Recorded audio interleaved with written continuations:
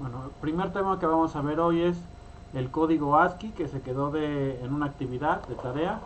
Bueno, entonces para los que ya lo hicieron, explico. ¿Qué es el código ASCII? Bueno, las siglas es Código Estándar Americano para el Intercambio de Información. Ok, eso significa ASCII. Pues ustedes buscan, o cuando se busca en Google código ASCII, va a salir una tablita con muchos caracteres o muchos simbolitos. Bueno, ¿para qué sirve ese código ASCII? Es una representación de caracteres, o sea, tienes un carácter, una letra, un número o un símbolo en cualquier dispositivo electrónico, ya sea una tableta, computadora, celular, en un teléfono inteligente, etcétera, ¿sí? Esa es la representación. Cada una de las letras que utilizamos, un número, un símbolo, tiene un código, ¿sí? Es un valor numérico. El código es un valor numérico. Se creó para darle una alternativa a las computadoras o ordenadores de forma que pudiesen comprender lo que queremos escribir.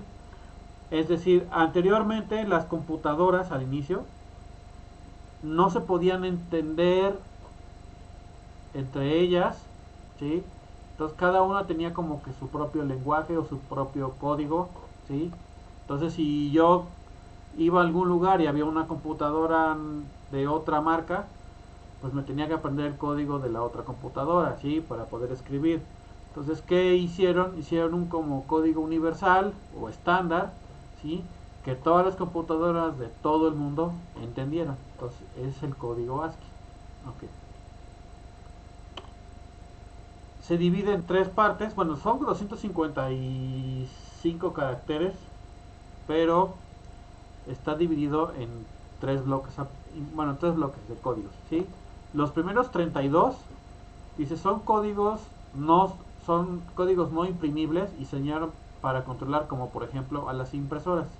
Ok. Si ustedes ven ahí las caritas y eso, es que como lo copié del S, sale la carita y Office lo interpreta así, pero bueno. Entonces, son esos caracteres, hay unos que no se van a ver, no son visibles, y unos son como también le llaman caracteres de control. Son para poder controlar. Por ejemplo, hay uno que es el 13, el carácter 13, que ahí viene el simbolito de ese, es para, bueno, el 13 es el enter, pero bueno, aquí le llaman sale el simbolito. Luego tenemos el 7, que aquí se ve como un simbolito, pero normalmente es un pitido. El 7 es un pitido que hace la computadora con la bocinita que trae integrada. Y bueno, son esos caracteres. Ahorita al final les muestro cómo lo hacen desde el teclado, ¿sí? Este, por ejemplo, si en algún teclado no le sale, por ejemplo, el arroba, ¿cómo pongo el arroba? Ah, con el código ASCII puede poner el arroba y ya le sale, ¿sí? O un signo de interrogación, o un igual, etcétera, así pueden salir. Ok, entonces son los 32 primeros, ¿sí? Recuerden, estos son no imprimibles. No imprimibles no quiere decir que no salgan en la impresora. O sea, cuando yo mando a imprimir, los pongo en una hoja, no quiere decir que no salgan. Sí salen, simplemente esos normalmente no se utilizan. Ok. Luego tenemos los comunes, que son un poco más grandes, son los normales, los que sí son imprimibles. Dice, existen 95 códigos imprimibles que incluyen todas las letras, mayúsculas y minúsculas, todos los dígitos del 0 al 9 y símbolos, corchetes, llaves, paréntesis y todo eso. Entonces ahí están. El 32 es la barra espaciadora, que no se ve, pero es un carácter. El 33 interrogación, y ahí se va todo. Entonces viene todos los números, todas las letras mayúsculas y minúsculas. Por ahí viene el arroba, que es el al 64. Vienen los asteriscos, bueno, suma, resta, multiplicación, división, coma, punto y coma. Que es el acento circunflejo, es la diagonal invertida. ¿Cuál otro? Las llavecitas. O sea, vienen un montón de caracteres aquí, ¿sí? Estos son los más comunes. Y luego tenemos la tercera o el tercer bloque de caracteres, que es los caracteres extendidos, es decir, los que no son tan comunes pero sí existen. Entonces, estos incluyen las letras con acentos, o sea, todas las letras, las vocales con acento, con las diéresis, acentos circunflejos. La cedilla es como por ejemplo la C que tiene un ganchito como el 135, esa es la cedilla. Ligaduras francesas y bueno, vienen un montón de simbolitos que bueno, el del copyright, el del derechos reservados, el de los yenes, ese del el último es el Next Fast Page, se utiliza en HTML. Bueno, vienen muchos simbolitos aquí. No es necesario, obviamente nadie se los aprende, pero sí hay unos muy comunes que hay que aprendérselo, como por ejemplo el arroba. Ese es como de cajón. Les digo, por si hay gente que no sabe cómo sacar el arroba, lo pueden sacar con el teclado, o el signo de mayor o menor, o un paréntesis que abre, un paréntesis que cierra, alguna vocal con acento que no salga, bueno, aquí la pueden poner, etcétera. Entonces ese es el código ASCII. Tiene mucha utilidad, sí tiene mucha utilidad, y por ejemplo en muchos lugares cuando se programa, cuando estás programando, a veces lo que queremos saber es el valor ASCII de un carácter. Entonces a lo mejor yo quiero validar que el usuario teclee entre una tecla y otra, ¿sí? O sea, que nada más me permita teclear números. Entonces yo quiero teclear nada más números. Entonces yo puedo validar que lo que se presione, el valor ASCII de la tecla, ¿sí? De lo que se presione, esté entre el 48 y el 57. Entonces, si el valor ASCII está entre el 48 y el 57, eso solamente son números. Entonces ahí yo puedo estar validando que el usuario solamente teclee puros números, que no permita agregar otra cosa, ¿sí? Entonces tiene muchas utilidades. Saberse el código o validar ciertas partes del código ASCII tiene mucho uso dependiendo la aplicación que se quiera estar utilizando. Ok. ¿Alguna duda sobre el código ASCII que no les haya quedado clara, o que cuando los hicieron la tarea no les haya quedado clara del código ASCII? Chicos.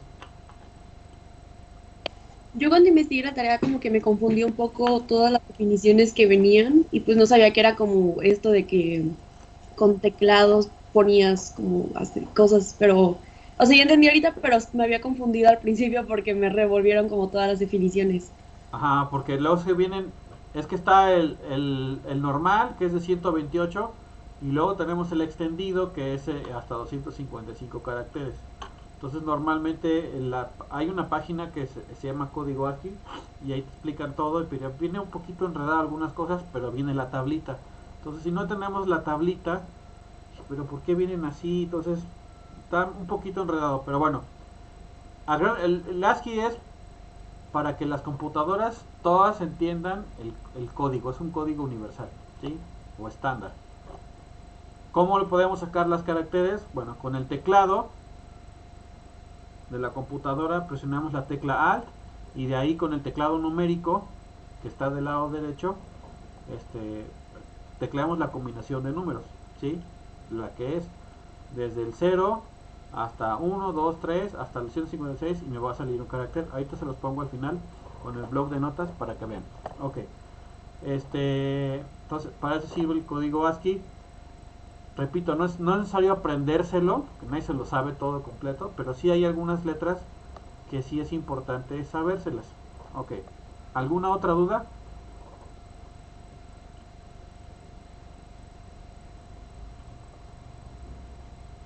¿No? ¿Nadie tiene otra duda? No, profe. Ok. Bueno, entonces eso es parte de una de las tareas. Me quedó explicar el código ASCII. Ok. De la tarea pasada me faltó explicarles lo que es un dato transaccional. Entonces, los datos transaccionales, dice, incluyen toda la información que se captura en los sistemas para reflejar transacciones como órdenes de compra, recibos, órdenes de servicio, etcétera. Ok. Entonces, esos datos transaccionales lo que van a estar almacenando, o la información que me están dando a mí como empresa, es todas las operaciones financieras que mi empresa está dando o recibiendo.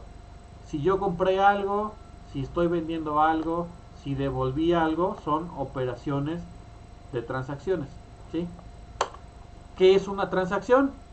Entonces, una transacción es un evento o proceso que va a generar o modificar la información que esté almacenada dentro del sistema o de la base de datos.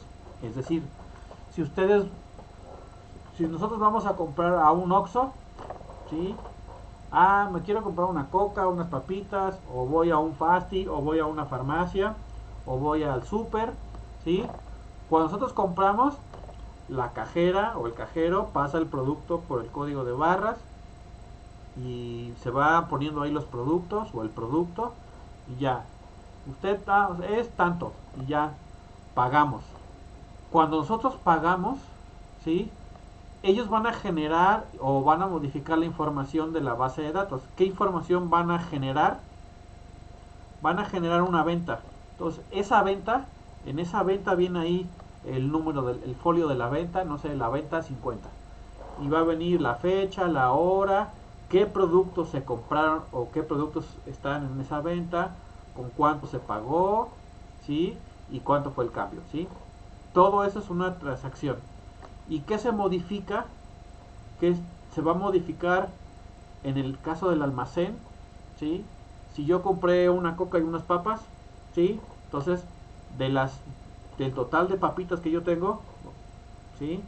Se quita una o las que yo ya he comprado y si tenía yo en la tienda, por ejemplo, 500 Coca-Colas de 600 y me compré una, pues se quita una, entonces ya tengo 499 Coca-Colas de 500 litros, de 600, perdón, ¿sí? Entonces ahí se está generando y modificando las operaciones que yo voy haciendo y la información que estoy almacenando en mi base de datos. ¿Para qué me va a servir después eso? Cuando yo quiera hacer, por ejemplo, que hace el cajero al final de su turno, que hace el corte de caja, lo que va a hacer es que él va a poder visualizar esa información que está almacenada en la base de datos y va a decir, ah, mira, tu corte de caja fue, te quedaron, no sé, 5,000 pesos. Entonces, yo cuento físicamente el dinero y tiene que haber exactamente 5,000 pesos en la caja en efectivo o en monedas, pues el dinero, y porque el sistema me está diciendo que hubo tanto, ¿sí? Si yo después voy, por ejemplo, al almacén y quiero ver cuánto me queda, porque ya es fin de semana y quiero ver cuántas Coca-Colas me quedan, entonces yo puedo entrar al sistema y yo puedo ver, ¿sabes qué? Aquí me quedaron, no sé, vendí 300 Coca-Colas de 600 mililitros. Ah, bueno, entonces yo puedo ver que se están vendiendo y exactamente lo que tengo en el sistema tiene que estar en el almacén, ¿sí? Para eso son las transacciones. Si lo vemos desde el punto de vista de una tienda en línea, entonces cada vez que nosotros compramos algo en línea, en Mercado Libre, Amazon o la tienda que ustedes quieran, ¿sí? Se generan transacciones, ¿sí? Operaciones. Entonces, la gente, por ejemplo, en Mercado Libre, yo voy y compro un producto, ¿sí? Entonces, ese producto se registra para el vendedor, porque acuérdense que en Mercado Libre hay muchos vendedores, ¿sí? Se les registra y aparte ellos se llevan una comisión y aparte a mí también me sale en mi cuenta de que se estuvo retirando se estuvo retirando dinero, se genera la información de esa transacción, al vendedor también, a Mercado Libre también se le genera la transacción. Entonces toda esa información, cuando alguien quiere hacer, por ejemplo, el que vende el producto quiere ver su inventario, no sé, después de 6 meses, ¿sí? Entonces toda esa información que se generó de sus ventas la va a poder ver. Ah, mira, si yo me dedico, no sé, a vender juguetes, mira, estos juguetes sí se vendieron más que estos. Entonces, ah, mira, pues para la próxima vamos a estar pidiendo más de estos y de estos no porque no se están vendiendo, ¿sí? Entonces, eso es una transacción, es todo lo que me va a generar o modificar la información que está almacenado en mi base de datos, ¿sí? Ok. Ahora, ¿qué es una base de datos transaccional? Porque ya vimos que es una transacción, que es una base de datos transaccional. Dice, son bases de datos que tienen como fin el envío y recepción de datos a gran velocidad. Dentro de la teoría de sistemas, hay unos que se llaman sistemas transaccionales, ¿sí? Que son otra cosa más que los puntos de venta. Por ejemplo, un sistema transaccional es el punto de venta que está en el Oxxo, el punto de venta que está en el súper, en la farmacia, es donde pagamos, ese es el punto de venta, ¿sí? Ese tipo de sistemas tienen toda la información, la manejan en una base de datos, ¿sí? Y esa base de datos lo único que hace es recopilar información. Es la única función que tiene, ¿sí? Entonces, las bases de datos transaccionales, como bien dice ahí, envían y reciben información a gran velocidad. Imagínense que fuera una base de datos muy lenta o la recepción fuera muy lenta. Y vamos a pensar, por ejemplo, un supermercado en un 23 de diciembre, en la tarde, hay mucha gente. Entonces, si fuera muy lento, pues no serviría porque serían de por sí se hacen filas muy largas. Ahora imagínense un sistema muy lento para cobrar. Entonces, bueno, ese tipo de base de datos lo que tiene que hacer es generar y almacenar la información de manera rápida para que posteriormente cuando termine el día o X temporada yo haga mi resumen de información y ya pueda visualizarlo. Dice, su objetivo principal de las bases de datos transaccionales es asegurar que las transacciones, o sea, las modificaciones en la base de datos, ¿sí? Se lleven a cabo. En caso de que no se puedan asegurar, o sea, que no se puedan hacer, revertirlas, o sea, regresarse a como estaban, de manera que eviten que las transacciones queden incompletas. Ok. En este punto es bien importante, porque los sistemas tienen que hacer todo de una vez, no se pueden quedar a medias, o sea, no son como las personas de que, ay, me cansé, luego lo termino, no. Se hace o no se hace. Entonces, en este caso, voy a poner un ejemplo. Una transacción, por ejemplo, también es eh, depositar o transferir dinero de una cuenta a otra cuenta. Entonces, si un usuario va a transferir dinero de una cuenta a otra, entonces, así a grandes rasgos como funciona es, mira, de la cuenta A voy a transferir dinero a la cuenta B. Entonces, la cuenta A, primero el sistema tiene que verificar si la cuenta A tiene recursos para transferir. Sí, sí tiene recursos. Bueno.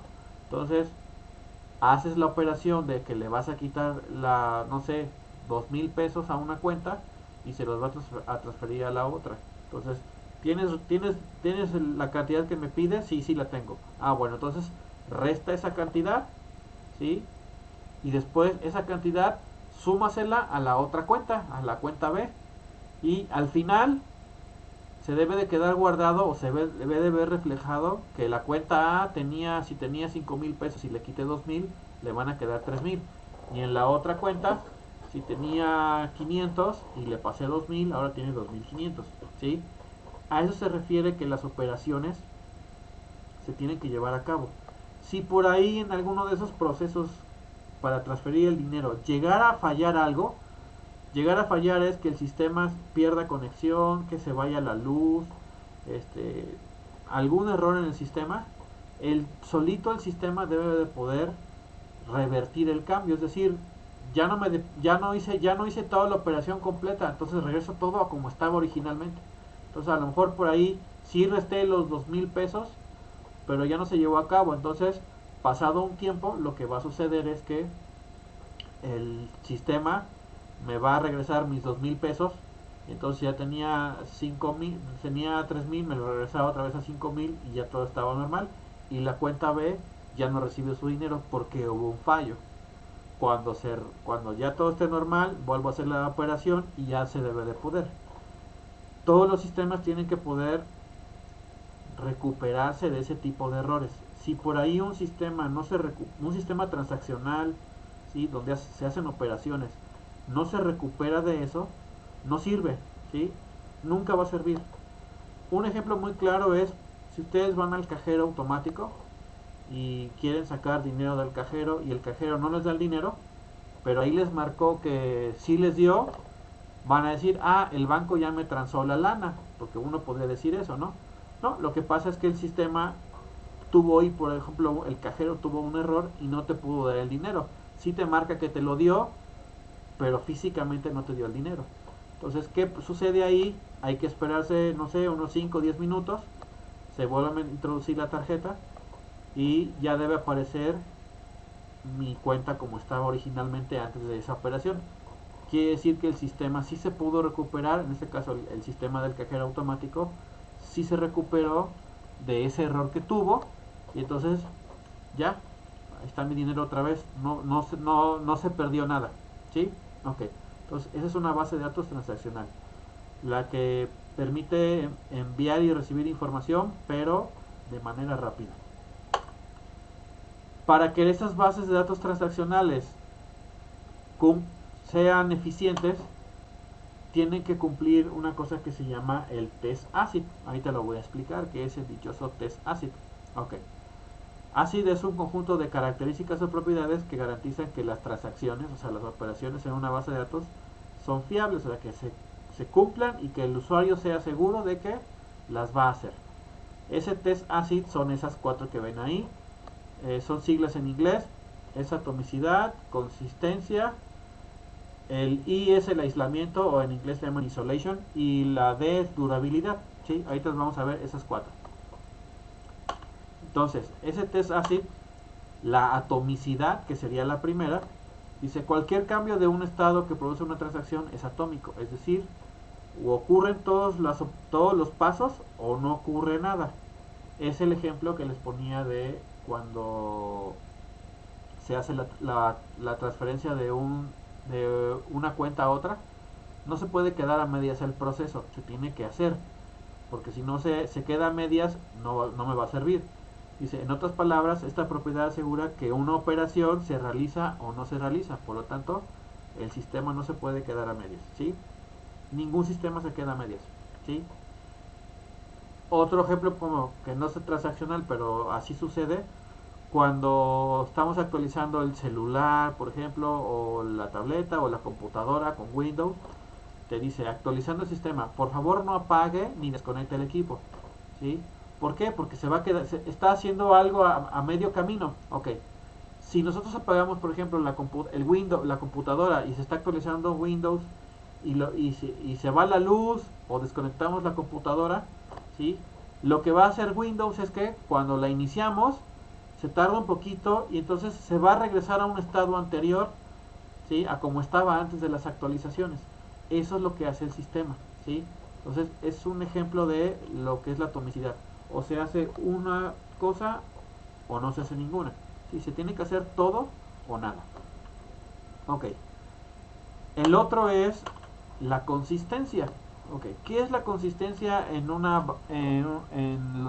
bases de datos transaccionales? Dice, es una propiedad que asegura que una transacción no romperá con la integridad, o sea, las reglas que tiene una base de datos. ¿Sí? Se refiere a que la base de datos debe mantener la integridad de la información al inicio, durante la transacción y al final la información. Es decir, si yo voy a transferir información monetaria, esa igualita se tiene que ir durante la transferencia, se tiene que hacer, y cuando se guarda también. Si yo voy a hacer una compra en línea, bueno, la integridad de la información, ¿sí? O de los datos que están es, bueno, que se guarden los datos del banco, los datos del usuario, ¿sí? Los datos de la compra, la fecha, todo eso se tiene que guardar, y se tiene que guardar exactamente donde es, no puede ir otra información que no vaya. Eso es la integridad. Entonces, la consistencia es que los datos, así tal cual se están introduciendo, se guarden en la base de datos para posteriormente yo poder visualizarlos. Luego tenemos el aislamiento o la isolation, que le llaman en inglés. Dice que propiedad que asegura que no se afectarán entre sí las transacciones. En otras palabras, dos o más transacciones sobre los mismos datos no generará un problema. Ok, ¿a qué se refiere con esto? Sobre, sobre la base de datos pueden estar actuando muchos usuarios al mismo tiempo. Entonces lo que hace la base de datos y el propio sistema es que solito bloquean los registros. Por ejemplo, vamos a pensar que alguien quiere ir de viaje, y entonces compra boletos de autobús. Quiero ir a Veracruz. Entonces alguien más quiere ir también a Veracruz de viaje en el mismo día. Entonces casualmente, cuando van a comprar el boleto, los dos en ventanillas diferentes. Entonces, no, pues quiero ir a Veracruz, una persona, y la persona 2 dice, yo también quiero ir a Veracruz. No lo saben, pero van a ir al mismo lugar. ¿Sí? Entonces, la, se, está, se está haciendo acceso al registro o a la base de datos donde están el viaje a Veracruz. ¿Sí? Entonces ahí están dos personas al mismo tiempo. Entonces esos registros se van bloqueando. Por ejemplo, vemos el asiento, el dibujito del asiento, y dice, no, yo quiero el asiento fulanito, yo quiero, pero esos registros se van bloqueando. ¿Sí? Entonces, si hay una tercera persona también quiere ir a Veracruz a otra cosa, pero va a Veracruz en ese mismo viaje, bueno, no importa cuántas personas lleguen a utilizar esos registros o esa base de datos, el sistema debe ser capaz de aislar esos registros mientras estén trabajando, pero darle permiso que otros accedan a otros registros mientras estén trabajando. ¿Sí? Entonces, si no hace eso, no me va a servir a mí, o no sirve. Ok, y ya por último tenemos la durabilidad. La durabilidad no es otra cosa que es que una vez que se hayan hecho los cambios, ¿sí? O se haya guardado la información generada por la transacción, ¿sí? Se va a quedar guardada, y así como se quedó guardada, así se tiene que poder ver. ¿Sí? Es decir, si yo hice mi operación de transferir dinero de una cuenta a otra, si yo resté 2,000 pesos, cuando yo revise mi cuenta 2 3 días después, me debe aparecer que ya no tengo los 2,000 pesos, se quedó con los 3,000 que yo tenía. ¿Sí? Igual a otra persona me depositaron los 2,000 pesos y retira 1,000, pues le van a quedar 1,000 pesos ahí en su cuenta. ¿Sí? Entonces, así como se quedó la información, así se tiene que hacer, y tiene que permanecer los cambios hechos. Si no se quedan hechos los cambios, el sistema o la transacción no se hizo, entonces algo está fallando por ahí. Entonces, para que un sistema transaccional con una base de datos transaccional sea segura, tiene que cumplir ese test ACID. Si no cumple ninguna de esas cuatro, no sirve. Entonces, su empresa o la empresa ya no va a poder hacer transacciones seguras, y si no hace transacciones seguras, lo más seguro es que los clientes ya no vayan a comprarle, porque no, pues aquí me están transando con el dinero, no me va a servir. Ok, ¿hasta aquí alguien tiene alguna duda de lo que es una base de datos transaccional, una transacción?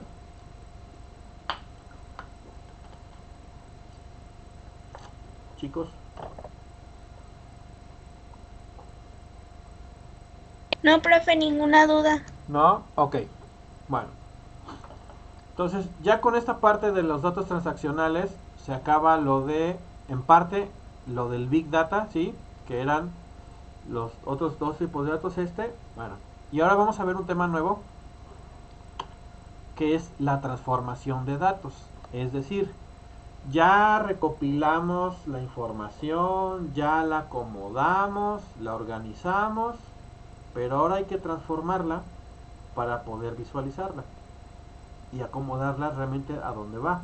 ¿Sí? Ok. Dice, ¿qué es la transformación de datos? Dice, el proceso es de convertir datos de un formato a otro. Es decir, si venían este, información encriptada, por ejemplo, la voy a transformar a desencriptarla. O si va a venir en un formato, por ejemplo, de Word, voy a sacar la información de ese archivo de Word y la voy a convertir en otro formato. ¿Sí? ¿Para qué? Para que sea utilizable por el sistema u otra aplicación destino. La transformación de datos incluye varias actividades o varios pasos, como viene en la imagen. Entonces ustedes ahí, por ejemplo, ven ceros y unos, y ahí viene un filtrito que sería cuando se empiezan a filtrar, y ya luego los engranes empiezan a transformar la información, y hasta abajo, que son los como cilindros, son las bases de datos. Entonces esa información se va transformando para almacenarla en la base de datos, para posteriormente, cuando la necesite, la pueda visualizar. Y si se pueden transformar sus datos filtrándolos según ciertas reglas, obviamente las reglas las especifica el que hizo el programa o las que necesita la empresa, y uniendo diferentes campos para obtener una vista consolidada. Eso de uniendo también le llaman concatenar. ¿Sí? Entonces a lo mejor yo quiero viene el apellido de una persona, ¿sí? Pero si yo lo uno con otros más, mira, son los datos de tal persona, y luego lo voy a unir, lo puedo también unir con la cuenta de banco. Mira, la cuenta de banco es de esta persona, ¿sí? Entonces, dependiendo de lo que se necesita hacer, se tienen que ir transformando los datos.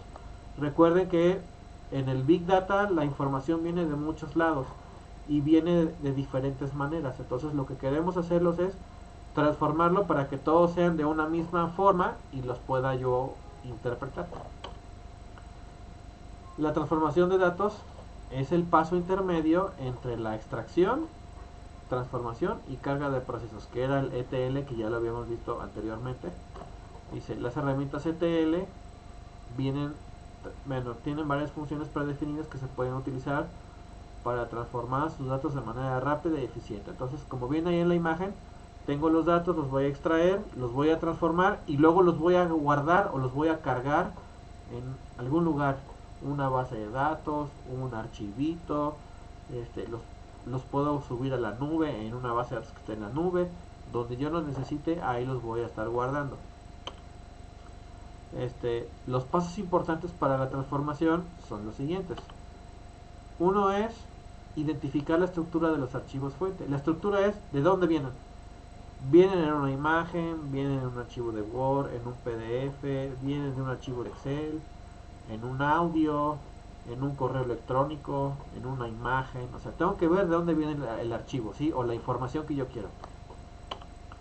El segundo paso es, de ese archivo donde viene la información, tengo que sacar los datos. Obviamente esta parte es un poquito tardada porque no es lo mismo sacar datos de un archivo de Word a sacar los datos de un archivo de una imagen, o de un archivo de audio, o de video, o de correo electrónico, ¿sí? Entonces, dependiendo es de dónde venga, es cómo los voy a estar extrayendo. Entonces, el tercer punto es asigne los datos del archivo de origen a la herramienta de transformación de datos. Entonces, aquí es, bueno, si viene de un archivo de Word, hay una herramienta que me saca información de archivos de Word. Si viene de un archivo de audio, pues hay información para sacarlo de archivos de audio. Si viene de una imagen, igual. Si viene de un archivo de Excel, viene igual. Y ahí los voy sacando, ¿sí? Dependiendo de donde vengan, es la herramienta que se va a utilizar. Después, ya que lo saqué, tengo que hacer la transformación, que es lo que estamos hablando. ¿Sí? Es decir, los filtro, los ordeno y los limpio y agrego a donde tienen que ir, ¿sí? Entonces, si venía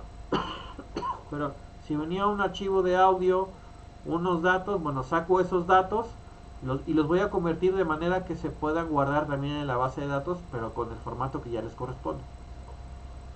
Y luego tenemos, ya que los transformé, los acomodé y todo eso, ya los voy a mandar a donde van todos almacenados, que normalmente es una base de datos que puede estar de manera presencial en una empresa o normalmente está en la nube, porque muchas herramientas de estas para transformar la información están en internet, ¿sí?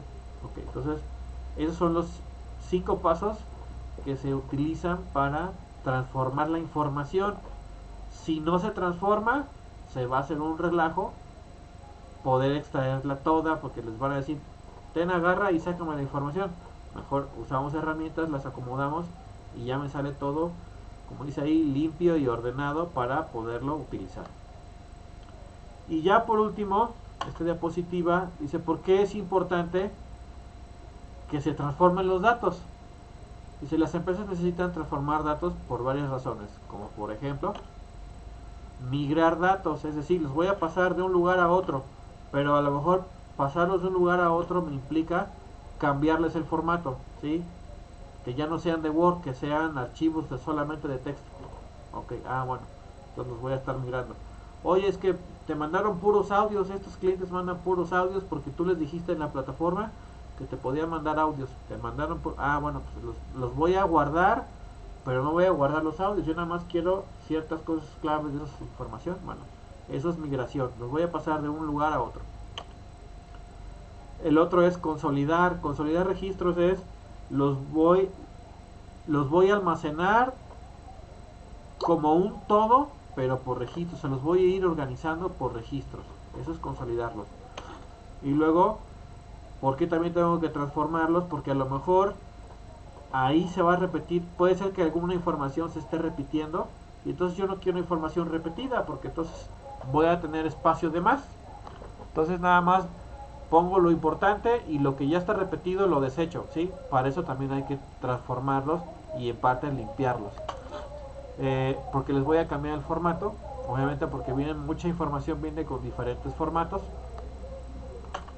Y las transformaciones se aplican para concatenar, que era unir, que les expliqué que era unir, y validar datos, realizar búsquedas o enrutar datos de diferentes destinos. Es decir, voy a unir información que tiene, no sé, de mis ventas. Esos los voy a unir. Voy a validar que realmente sean de mis ventas, ¿sí? Y ya luego voy a empezar a buscar, bueno, cuando ya esté guardado yo puedo estarlos buscando y ya los voy a guardar donde corresponda, por ejemplo, la información de las ventas, la información de las compras, la información de las devoluciones, etcétera, etcétera. Entonces ahí voy haciendo todo ese proceso con los datos, se tienen que ir haciendo. Si no, imagínense, tuviéramos toda la información ahí, en un solo montoncito, sería un relajo, tenerla toda amontonada. Entonces lo mejor es acomodarla y ponerla de manera que sea fácil de entender para todos, ¿sí? Incluso para el sistema. Ok, ¿hasta aquí alguien tiene alguna duda, chicos? No, maestro, ninguna duda. ¿Queda claro qué es el Big Data y por qué toda la información que se maneja hay que manipularla para que se pueda entender después? Recuerden que les expliqué que era como si ustedes quisieran hacer una exposición grandota y les pasan información de muchos lados. Revistas, libros, páginas de internet, videos, de audios. Entonces, ¿qué tienen que hacer con toda esa información? Bueno, pues hay que ver qué información es, analizarla y sacar lo importante. Y ya que tengo todo, a lo mejor lo voy a pasar a mi presentación de PowerPoint. Entonces ahí voy haciendo todo. Pero todo ese es un proceso de transformación que lleva tiempo, ¿sí?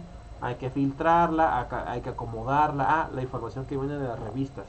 Y de esas revistas, bueno, de esas revistas, para que si son 5 temas que voy a exponer, por ejemplo, que investigo de esos 5 temas, para qué temas son de esas revistas, o de los libros, o de internet, y ahí voy sacando, ¿sí? Entonces todo eso es importante. Ahora, eso es en caso de una exposición. Ahora imagínense, para una empresa, como por ejemplo Amazon, o Mercado Libre, o las tiendas que son en línea, cuánta información no manejan mucha información de muchas cosas. Entonces toda esa información para ellos es importante porque así pueden llevar un mejor control de las ventas, de las compras, de los usuarios y de todo eso. Ok, entonces